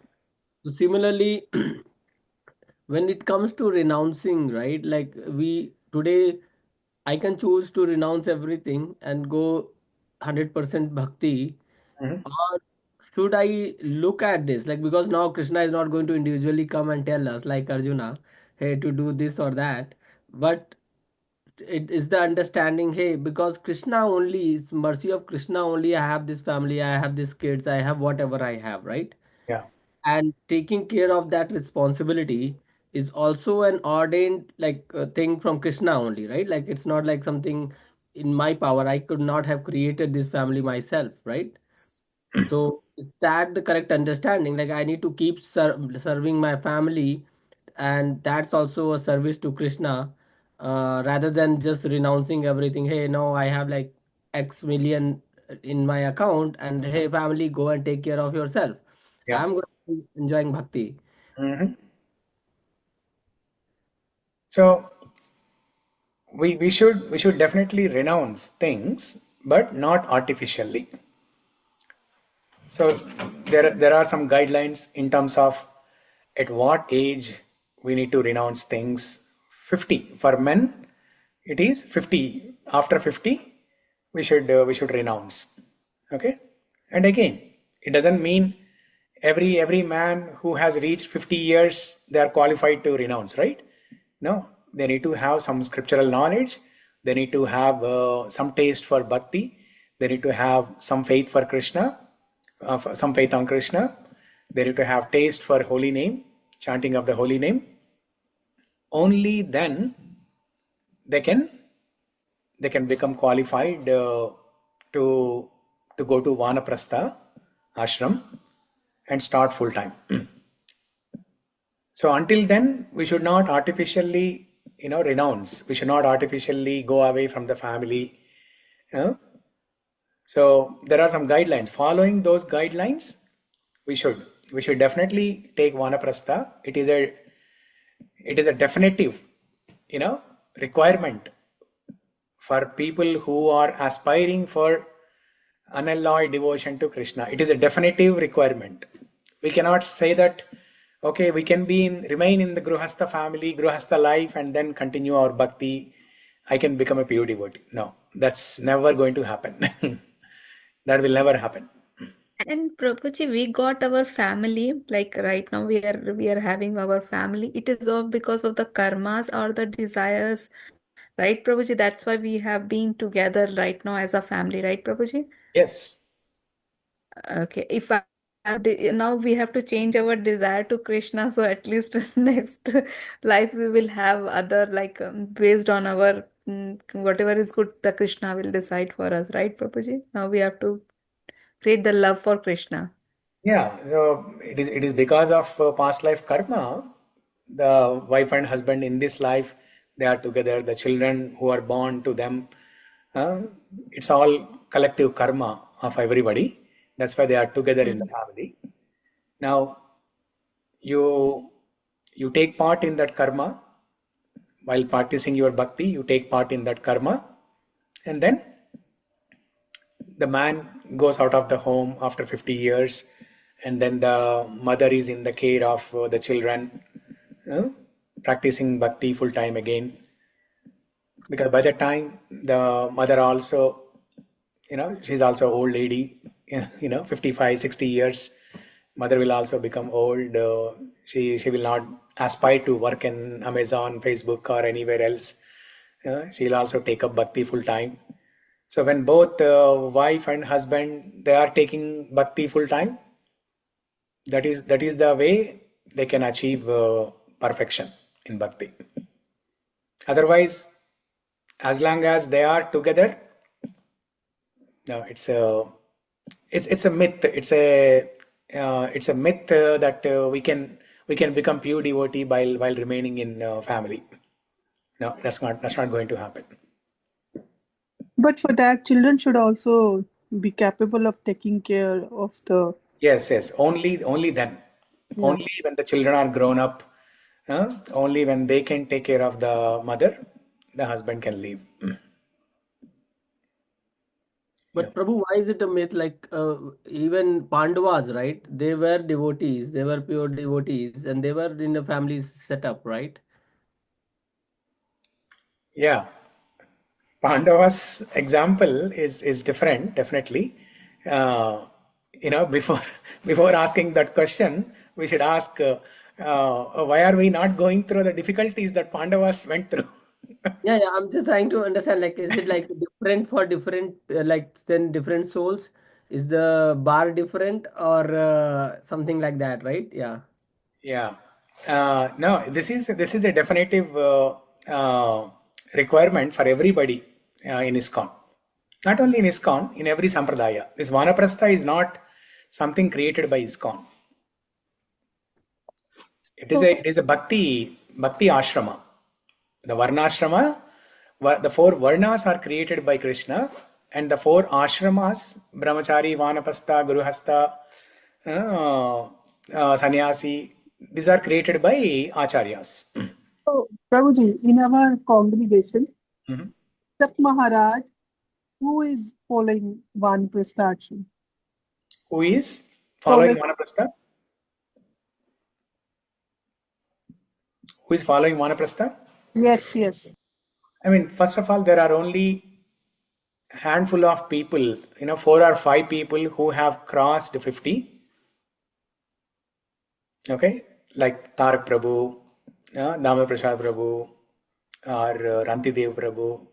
Only 4 or 5 people are there who are above 50. So the reason why they are not following Vanaprastha means they are not ready yet. They themselves are not ready yet. Forget about children or others, but they themselves are not ready yet. Yeah, it is very hard. It's hard. It's hard. Very hard. It's hard, but that's the harsh truth. It's a definitive requirement. It's not like based on a person's situation, this can be applied or cannot be applied. No. If somebody is thinking they can become pure devotee while remaining in the family, It's not possible. That's why Maharaj has taken Vanaprastha? Tell me. Why he has taken Vanaprastha? Maharaj strictly follow Prabhupada's words. Whatever Prabhupada, he just strictly follow that. Yeah. Or why, why sannyasis, so many sannyasi gurus in ISKCON, why they have taken sannyasa? They can marry, they can remain in Gruhastha life and become pure devotee, right? Yeah. S.P. Keshav Swami Maharaj, very young, below 40. Why did he take up sannyasa? He can marry. He's very tall and, most eligible bachelor. No, I just want to actually. We have taken a class in the temple also, very detailed class on Vanaprastha. Remember last year, or I think this year only, there was a very detailed class on Vanaprastha. Some Who has taken? Who has taken? I don't remember the Prabhuji name. What was his name? I forgot. He came to Bothal also to give the discourse. But it was a very nice and very detailed class on Vanaprastha. At that, Madhav Chandra Prabhu. Madhav Chandra Prabhu? Oh, yeah.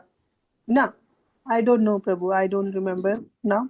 But at that time also, I was thinking, like, except Maharaj, like Maharaj, like we have seen, and we cannot compare ourselves anywhere near to Maharaj. Something else. But if we can find devotee like us who has taken this path, then it becomes, a goal. Like we can live life like that.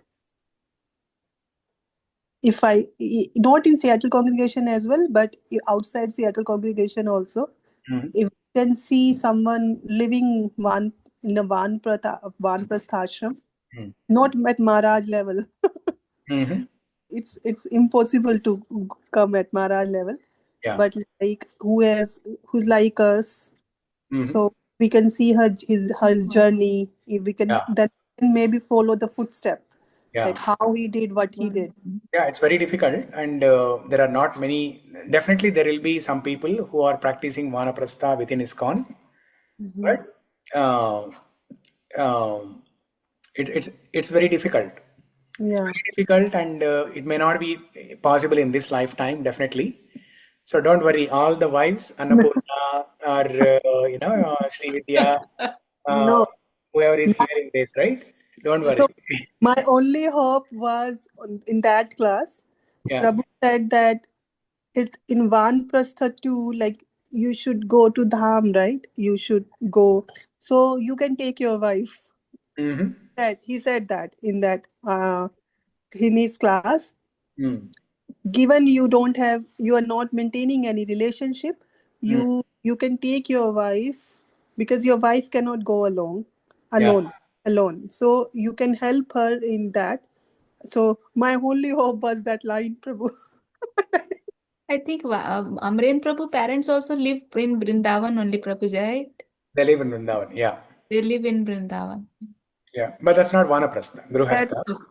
But if you are following a Vanaprastha ashram, the Prabhu said that you can take your wife to various places, but you should not have a relationship with your wife. That's what he said. Prabhu.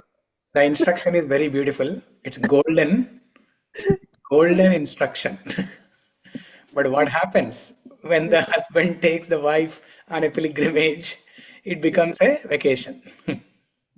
No, it become a distraction because then the drawback is you have to take care of her. Of course, she's a woman.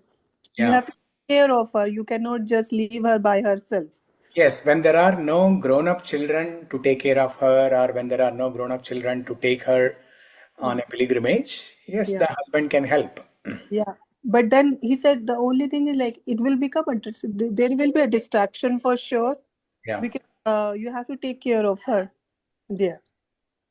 So that's why we need to do what is practical, right? We need to do what is practical by following this principle. Chaitanya Mahaprabhu, he tells this. Even though Krishna has created these 4 varnas, chaturvarnyam maya shrishtam, guna karma vibhagashaha, Brahmana, Kshatriya, Vaishya, Shudra. And then we have 4 ashramas. Chaitanya Mahaprabhu says this in this shloka. Naham vipro na cha narapate napi vaishyo na shudro naham varni na cha grihapatir no vanasto yatirva kintu prokta nikila paramananda purnamrutabdhe gopi bhartru padakamalayur dasa dasanudasaha. Chaitanya Mahaprabhu says, Naham Vipro, I am not a Brahmana. Napi Vaishyo, I am not a Vaishya. I am not a Brahmana, I am not a Shudra, I am not a Vaishya, I am not a Kshatriya. And then the next line, I am not a Brahmachari, I am not a Grihastha, I am not a Vanaprastha, I am not a Sannyasi. What am I then? Gopi Bhartru Padakamalayur Dasa Dasanudasaha. Okay? I am a servant of the servant who is serving the lotus feet of Radha and Krishna. That is my mode. So even though there are 4 varnas, 4 ashramas, what is Chaitanya Mahaprabhu's mood? He is not associating himself with any of the varnashramas. He is identifying himself as a servant. And that should be our mood. Until we are able to go to Vanaprastha or take up sannyasa eventually. Maybe we can all ask Ghibli. We can post our picture and ask Ghibli to generate a sannyasa picture of us. AI, Ghibli can do that, right? You can ask AI, generate my sannyasi picture. That will be artificial, Prabhu. Yes. That's why we should not take it up. Okay?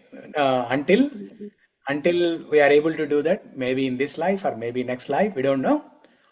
Until then, this should be our mode. Naham vipro na cha narapatir, napi vaishyo na shudro. Naham, because even the varnas, now forget about the ashramas. Taking vanaprastha is difficult. Taking brahmacharya is also so difficult. Remaining in grihastha life is also difficult. Taking sannyasa life is also difficult. So not only the ashramas, even the varnas are also very difficult to understand. How do I understand? What's the criteria for me to understand whether I belong to a Kshatriya, Vaishya, Shudra or Brahmana? In Kali Yuga, everybody is a Shudra. Kalau Shudra Sambhavat. Janmana Jayate Shudra. Samskarat Vijay Bhavaha.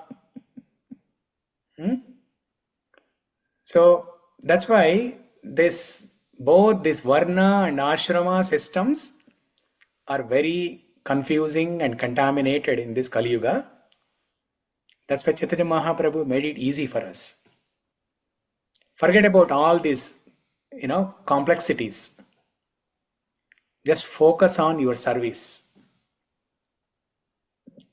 Keeping that goal, we should have that Prabhupada instruction that one has to take up Vanaprastha after 50. Keep that in your mind. But until then, keep Chaitanya Mahaprabhu's instruction in mind. Become a servant. Be a servant. In fact, this mantra, this shloka is used as a snana mantra. Before we go on to the altar, the Brahmana pujaris, before they go on to the altar, before they can do arati, first they have to do external snana. And then before beginning the arati process, they have to take this internal snana. The snana mantra is Naham Vipro Nachanara Patir, this shloka. Let me develop this mood of servant of Gopi Bhartru. One question, Prabhuji. Yes. Yeah. Like ISKCON is anything building or anything for the Vanaprastha ashram in the future? We are building anything for Vanaprastha. Looking for the Vanaprastha. You want to get ready? Yeah. Why Annapurna? You are torturing him so much. Half hours. No, Prabhuji. Mataji is helping him in his path Helping. of bhakti. She's asking us to go, so I'm thinking, okay, anything is there from ISKCON side. Hey, Rama. Good Allah, question. he let Prabhuji name. I didn't said anything to him. Maybe I don't know. You asked him only why he asked this question. Because if not, then And we I'll put ask in that private. thought person, the Prabhuji, so that he can ask to Maharaj to build that Vanaprastha. No, we should not be depend upon anybody. Kada Yeah. Prabhuji? So there are, not an exclusive Vanaprastha ashrama, not a exclusive sannyasi ashrama also, right? Nowhere you will see an exclusive sannyasi ashrama. But wherever there is a big temple, wherever there is a big land, like few acres of land, there will be facility for brahmacharis. There are some homes for Vanaprasthas, there are some homes for sannyasis. You go to Govardhan Eco Village. There is an accommodation for brahmacharis. There are some grihastha families who are living there. There are some sannyasis who are living there. In my town, Phone is not in allowed, Prayagraj Prabhuji. also they are building. In Where? Prayagraj, my city, there is the ISKCON temple. They got a big land and they are constructing like 3 floor, 4 floor for all brahmacharis and sannyasis. Okay. Yeah. So in India, there are many facilities like this. There are many. Don't worry, Praveen. You will find nice place. That's what I tell you. See, I was saying that you not allowed to take any phone with you. Then only go for Vanaprastha. Vanaprasthas can take phone. Even sannyasis can take phone. No, Prabhu. Actually, the Mataji raised the right point. Vanaprastha should not be the separation from the wife. It should be separation from the phone. The phone. Then it is actual Vanaprastha or sannyas. Big thumbs up for this. Yeah, that you can practice at home. Otherwise, everybody is ready to go for Vanaprastha if phone is allowed. Prabhuji.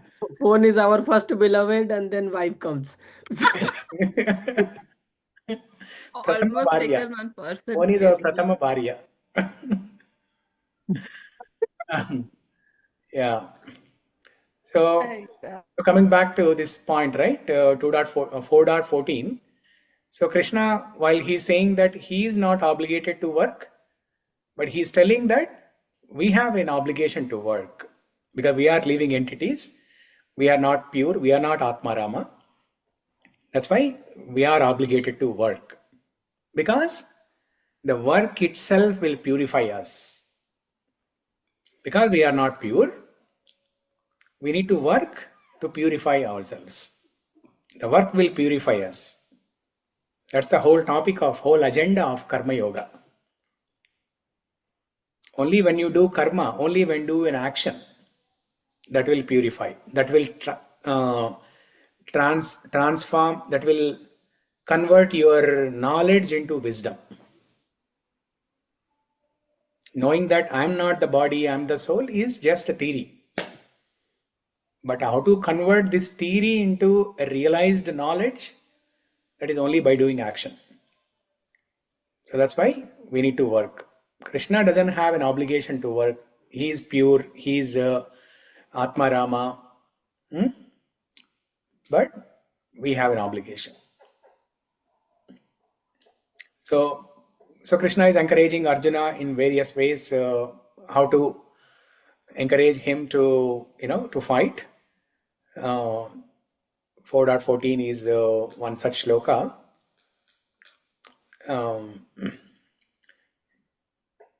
And there is a beautiful reference in the purport, Nimitta Matram Evashu.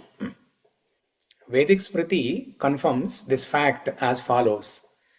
Nimitta Matram Evashu Shrijyanam Sarga Karmani Pradhana Karani Bhuta Yato Vai Srijya Sakyaha. In the material creations, the Lord is only the supreme cause. The immediate cause is material nature, by which cosmic manifestation is made visible. The created beings are many varieties, such as demigods, human beings, and so on. So, nimitta matram. Nimitta matram means we are an instrument. We should be an instrument. We have to work as an instrument.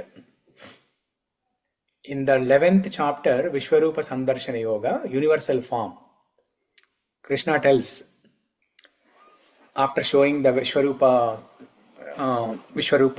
to Arjuna, where he shows that he has killed all the Kauravas, he actually shows how the Kauravas were entering into the mouth of Krishna and dying.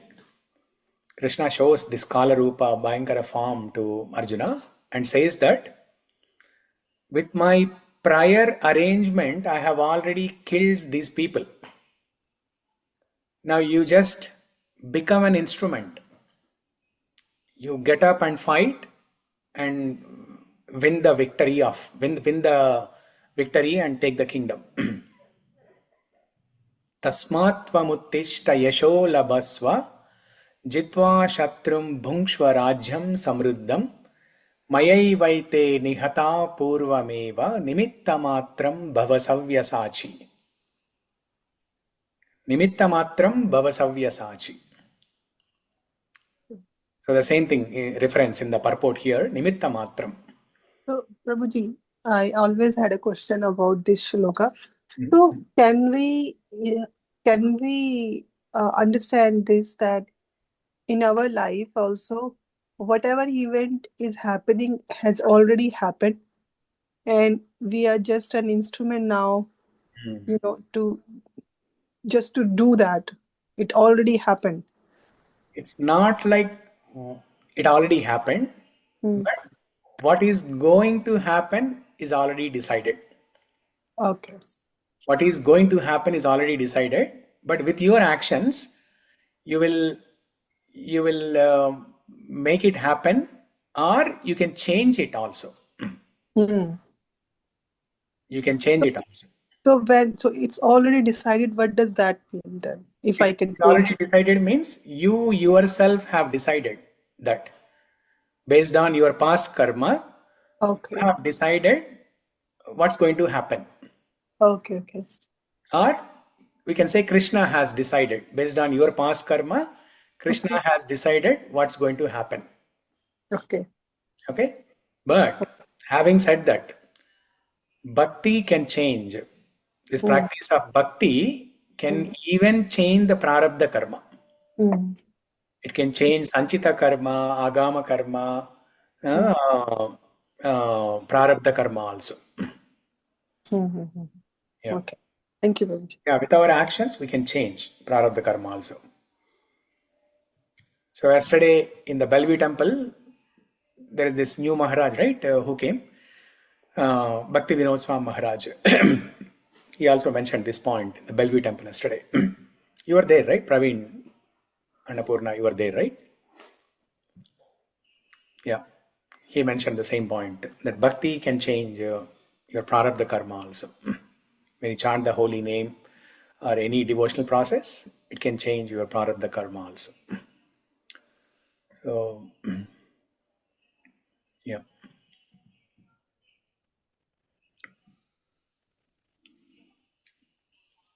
Okay. So, any questions, comments, reflections? Srividya, how are you? Yeah, doing good, Prabhuji. Yeah. So, how is Akshara? How is Umesh? Yeah, they are here and they are also hearing. Good. We discussed about Akshara in the beginning of the class. Remember that shloka from 3rd chapter? Brahmakshara samudbhavam. Yes, Prabhuji. Yeah. So Akshara means Supreme Person. The I joined late. Emanated from Supreme Person. Oh, I joined late, Prabhuji. I missed that part. I'll hear the recording. Yeah. We didn't know the meaning when we named her Prabhuji, actually, but by God's grace, it sounded well. That's why we named her like that. But happy to know. Beautiful name, Akshara. Aksharanam akarosmi. Krishna tells in Bhagavad Gita, of all the syllables, I am the syllable A. A means A. In English, A, but A. Krishna meant to say A. A, the first letter. Not only the 11th first chapter, letter, right? but also one of the letters in the Om mantra. What, Yes, Deepa? Prabhu.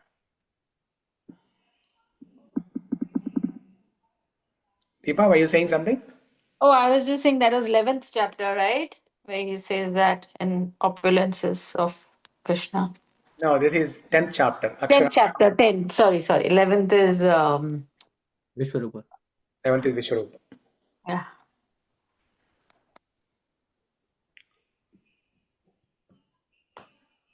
Okay. Basically, Prabhuji, this sloka, we have to do our duty and leave there. We should not worry about the result. That is what Uh, it's saying. Not exactly that, but Krishna is telling here that he doesn't have any obligation to work. Krishna doesn't have any obligation to work. He has created the 4 varnas, Brahmana, Kshatriya, Vaishya, Shudra, but he is aloof from this system. Even though he is the creator of this system, he is aloof from the system, just like a traffic policeman. Correct. The traffic policeman, he stands there on the road. His responsibility is to supervise all the people on the road. They are following the traffic laws properly or not. They cannot walk. They cannot do jaywalking. They cannot go here and there.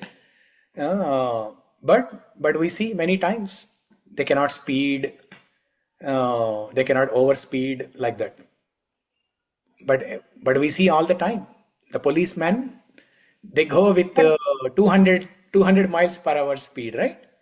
Correct. Yeah. So is it that they are obligated to the traffic laws? No. Even though they have created the traffic laws, but they are not obligated to follow these. But because we are ordinary living entities, we have an obligation to work. We cannot escape from our duty. This is the instruction to Krishna. So the instruction from this shloka is that we cannot escape from our duty. We have to, Thank you. we have to perform our duty. And we are responsible for our acts, right? Bhagavan We are responsible for our actions. Yes. Yeah. If you are a good citizen and following the traffic laws, you are fine. You can drive peacefully. If you are not a good citizen and if you are not following the traffic laws, you will be punished. Yeah. So Krishna has just created the system and he does not intervene. How you work within this system is up to you. Yeah. So, okay. So it's 1:20. If there is no other question or comment, then we can conclude the call here. Thank you everyone for joining. Grantara Srimad Bhagavad Gita ki jai. Thank you, Prabhuji. So Jai. much. Yeah. Yeah. Hare Krishna. Thank you, Prabhuji. Hare Krishna. Hare Krishna, Hare Prabhuji. Krishna. Thank Hare you. Krishna. Thank you. Hare Krishna. See you all next week. Next week will be in-person class, Prabhu? I don't know because 3 families they are in India. I don't know when they are coming back. Because I'm okay. I can do in person, but I was not sure how many people will come in person. I know Annapurna Praveens family will come. You will come. Yeah. Abhishek will come. So only I 3. will Yashoda Mai because kids Bal Gopal Gokulam classes are also not happening. Oh. So, so I have to ask her like what's her plan. Yeah, if there is enough interest, we can do in person. But 3 families, and again within the 3 families, if something changes in one family, we'll have only 2 families. Okay.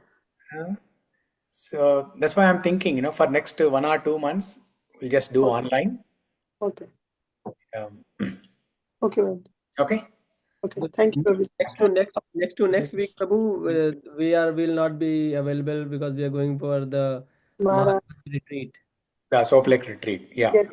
Yes. Are you coming, Prabhu? Not decided yet, but we'll see. Yeah. Okay. Okay. Okay. Hare Krishna. Yeah, we are expecting some guests during that time. Okay. Okay. Okay. Sure. Hare Krishna. Hare Krishna. Thank you. Hare Hare Krishna, Krishna. Prabhuji. Thank you.